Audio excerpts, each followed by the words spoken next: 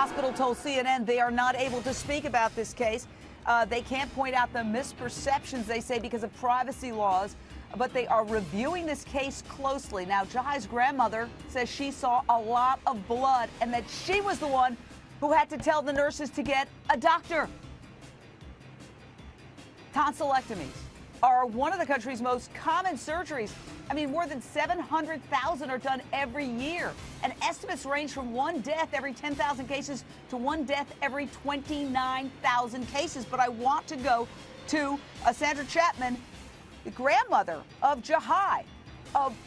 What is your complaint with the hospital? I understood that after the surgery, Jahi asked for a popsicle. She was okay. And then all of a sudden, blood. What went wrong? What did they do wrong, in your opinion? Oh, a lot wrong, a lot wrong. Anytime you have bleeding, you do not take it lightly. The surgeon should have been called. He operated on Jahi. He should have been called, and it should have been taken seriously how much he was bleeding, and it wasn't. And I asked them, I said, do you find this to be normal with this type of operation? And the nurses said, I don't really know. And I said, well, then go get a doctor.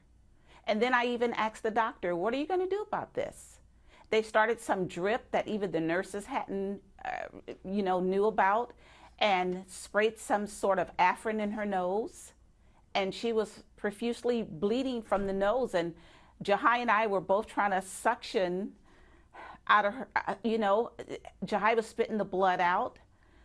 And I kept monitoring all the monitors, and especially her O2 saturation. And the O2 saturation should be, from my experience as being a nurse, 96 to 100%. It was dropping down 90, 88, and it dropped down to 79. And I said, everybody get in here now.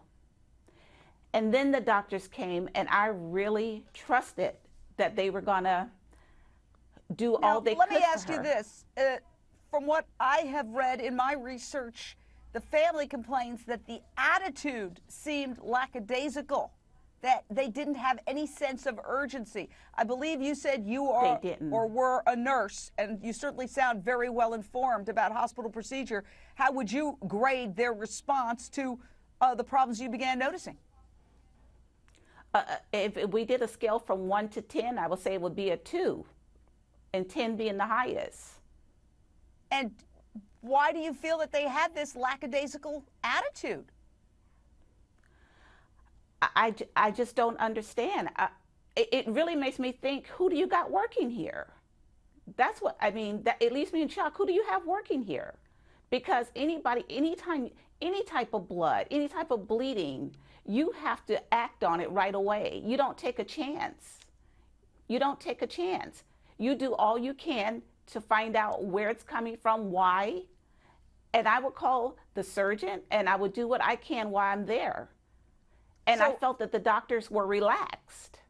First of all, I want to invite the hospital on at any time. We want to hear all sides of the story. We understand they're not commenting due to privacy, and they say that the family hasn't given them permission to speak openly about all this, so they're invited on any time. But I understand that there was a point where it shifted. In other words, she was in one area, and then they moved her to something like intensive care, and you felt that you didn't have access to her as things deteriorated? Tell us about that.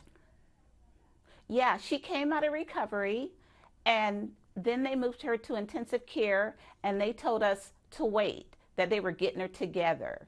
And we waited a long time. And I told my daughter, go in there and see what's going on. And then my daughter came back and said, she's bleeding. She's bleeding.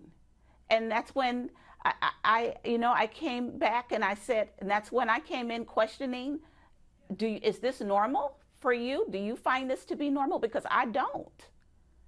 And that's when I said, get a doctor. So the minute I laid eyes on Jahi, I knew that that was not normal.